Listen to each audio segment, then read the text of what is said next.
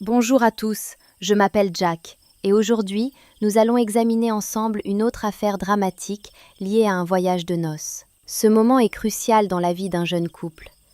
Il peut représenter des souvenirs lumineux, une aventure inoubliable, ou encore des vacances tant attendues, loin du quotidien, sur une côte paradisiaque, à l'ombre des palmiers. Mais que se passe-t-il si, au lieu de vivre une lune de miel joyeuse, on se retrouve accusé d'un crime, ou pire, qu'on en soit victime? Une telle expérience ne peut être ni joyeuse ni insouciante, c'est certain. Isabela Rodriguez, née en 1975 en Colombie, est une femme qui, dès son plus jeune âge, rêvait du rêve américain. Dans son pays, on parle uniquement espagnol, mais elle s'est passionnée pour l'anglais.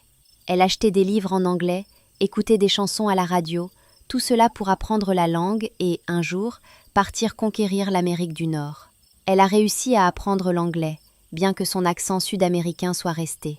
Cela ne l'a pas empêchée de déménager en Floride, où elle a travaillé comme agente immobilière, aidant des personnes hispanophones à louer ou acheter des maisons. Je m'appelle Elias Monclerc, vous regardez la chaîne Les Ombres du Crime. Merci de regarder mon contenu. Je serai ravie de votre abonnement et like. Bon visionnage. En 2002, Isabela a épousé William Hellman. Leur mariage a duré 10 ans, mais leur relation a été marquée par de nombreuses disputes et conflits domestiques. Finalement, leur patience a atteint ses limites, et ils ont décidé de divorcer.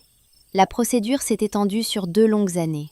Pendant cette période, Isabela a rencontré un nouvel homme, Lewis Bennett, un Britannique. Sa famille avait déménagé en Australie lorsqu'il était enfant, ce qui lui a valu une double citoyenneté. Il a étudié dans une prestigieuse école de mines en Angleterre, mais n'a jamais exercé dans ce domaine. Quelques années après l'obtention de son diplôme, il est retourné en Australie et a lancé une entreprise de fabrication de panneaux solaires. Cette entreprise a rapidement rencontré un certain succès, lui permettant d'entrer sur le marché américain 4 ans plus tard. Installé en Floride, Lewis cherchait une épouse sur Internet.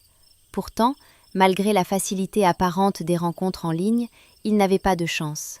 Il passait les profils sans vraiment s'attarder. Les rares femmes qui lui écrivaient le décourageaient ou ne suscitaient pas son intérêt. Puis, il est tombé sur une photo d'Isabela. Elle lui rappelait Jennifer Lopez. Il a décidé de lui écrire.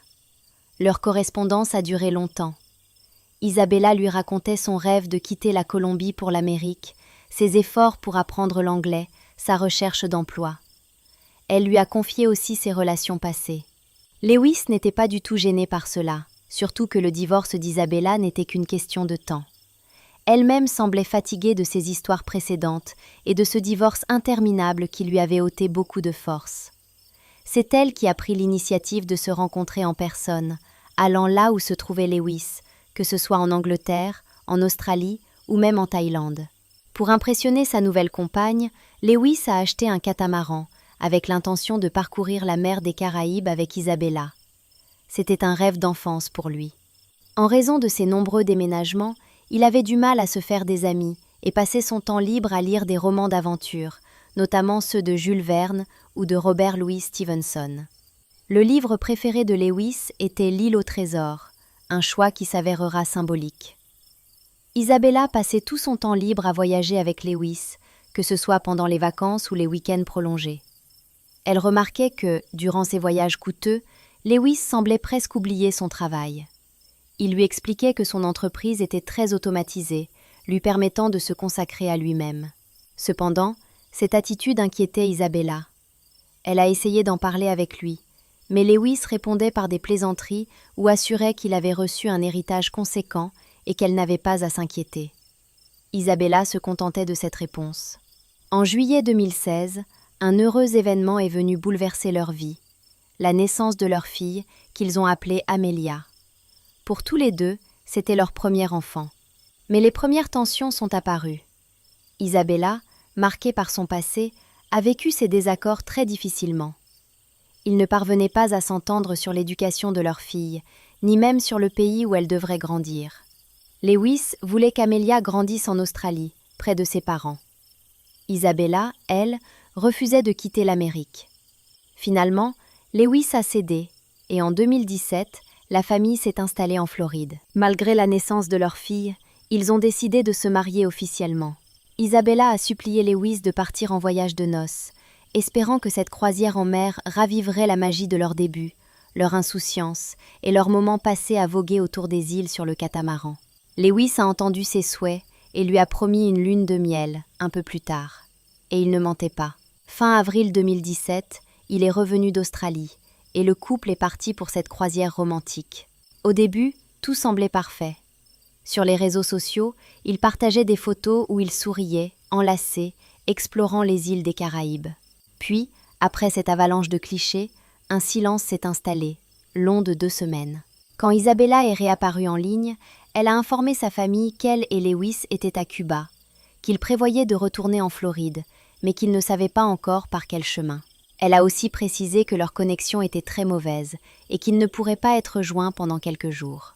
Dans la nuit du 15 mai, la garde côtière a reçu un appel de détresse de Lewis. Il disait être seul sur un radeau en pleine mer. Les secours ont immédiatement lancé les recherches. Ils ont retrouvé l'homme près des Bahamas.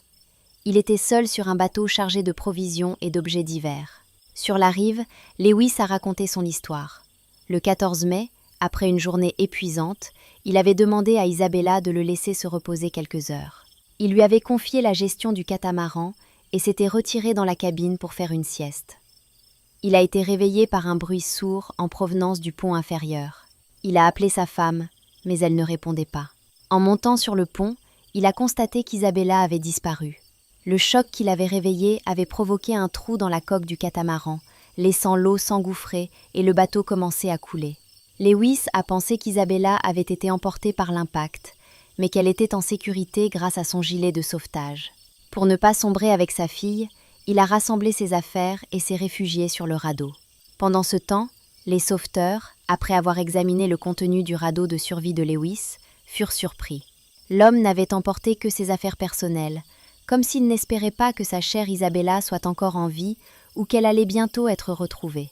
Il avait même pris son service à thé avec lui. Dans son sac à dos, on découvrit également des tubes en aluminium dissimulant des pièces d'argent, mais cette découverte passa inaperçue car il fallait se dépêcher pour poursuivre les recherches d'Isabella. La garde côtière mobilisa tout son matériel, y compris des hélicoptères, et parcourut toute la zone sans succès. Ils retrouvèrent le catamaran, supposé avoir heurté des rochers submergés selon Lewis, mais aucune roche ni récif n'existait à proximité. De plus, le bateau n'avait pas coulé complètement. Des plongeurs furent envoyés pour inspecter l'embarcation. Leurs observations ne correspondaient pas au récit de Lewis. Aucun rocher submergé au lieu du naufrage, et les trous dans la coque avaient été faits de l'intérieur, pas de l'extérieur. Autre élément troublant, toutes les trappes de secours du bateau étaient ouvertes, ce qui avait accéléré le naufrage. Lewis affirmait avoir quitté le bateau par-dessus bord, comme il se devait, mais ces trappes doivent rester fermées, sauf en cas d'extrême urgence.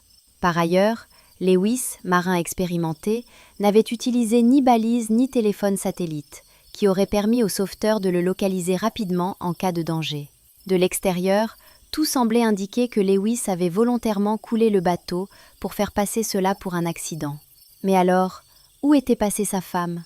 Le 17 mai, la recherche d'Isabella se poursuivit, bien que 120 heures se soient écoulées depuis le naufrage.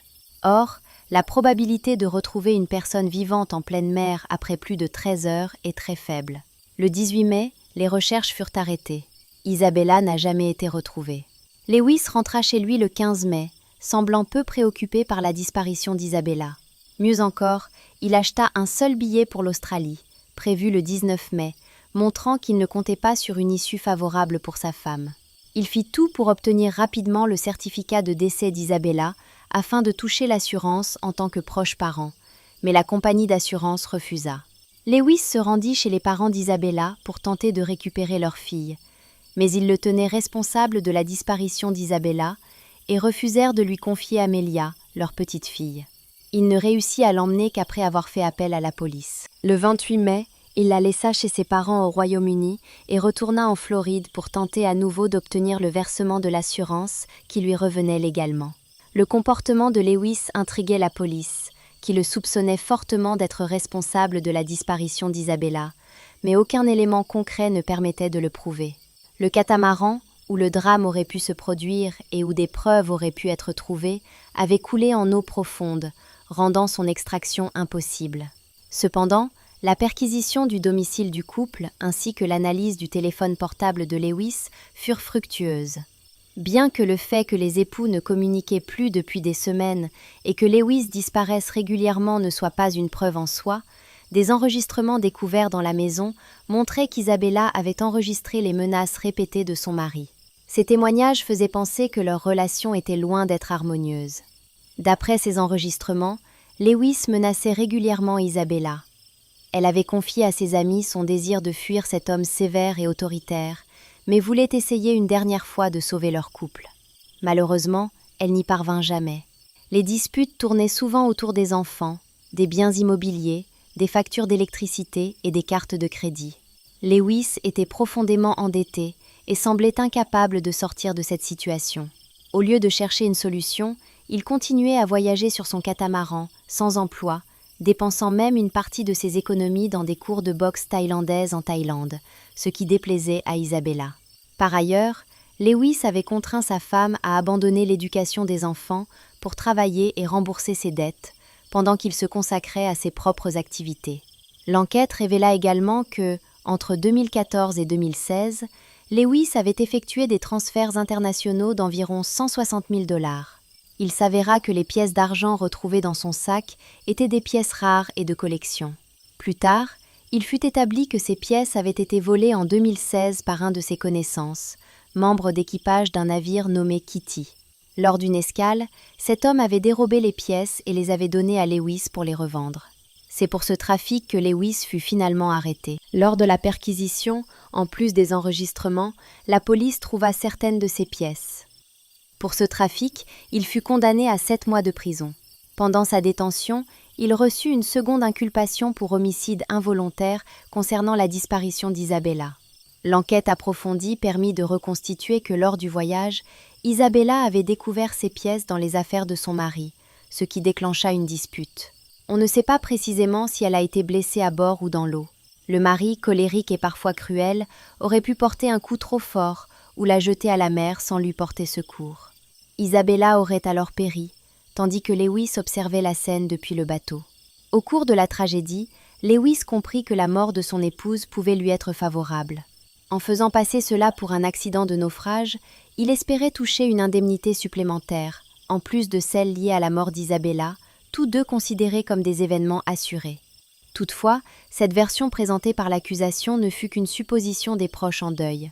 Lewis ne fut jamais poursuivi pour meurtre prémédité, faute de preuves. On lui proposa un accord. S'il plaidait coupable, sa peine serait réduite à 8 ans.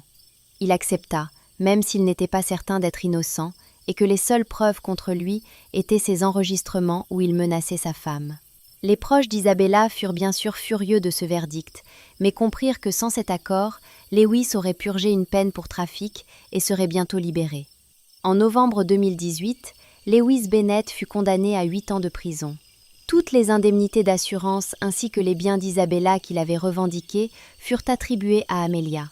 Le tribunal ordonna également à Lewis de verser une compensation financière à sa fille, qui devra affronter les lourdes conséquences psychologiques de tout cela en grandissant. Vous avez regardé la chaîne Les Ombres du Crime. Merci d'avoir regardé et bonne journée.